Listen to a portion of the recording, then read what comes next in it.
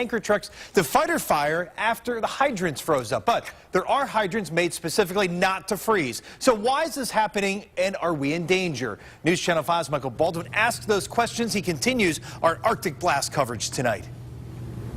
Yeah, if you hear that fire hydrants are frozen, it doesn't necessarily mean that you're in danger. Fire departments tell me that they check fire hydrants at least once a year, and them freezing, they say, doesn't happen very often.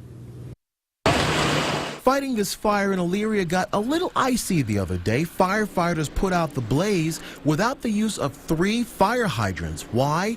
Because they didn't work. They were frozen. A similar story happened in Cuyahoga Falls. The smoke could be seen for miles, but what might have had some rescuers hot under the collar was the fire hydrant here was frozen. Okay, this is where we open up the hydrant at. Parma firefighter Doug Turner says fire hydrants being frozen is a bit uncommon because there's never any water in the hydrant. These here are known as dry barrels. The water is kept below the freeze line. So the frozen hydrant stories in Elyria and Cuyahoga Falls shouldn't happen, but they did.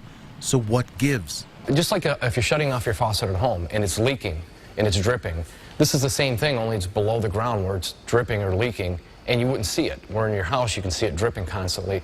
When it's leaking below the level of the ground where you see it inside the hydrant, it's filling up, and you really don't know that.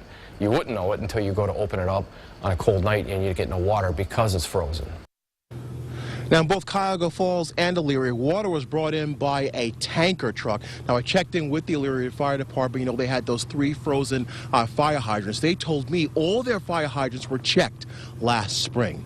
Well, live on your side in Cleveland, I'm Michael Baldwin, News Channel 5.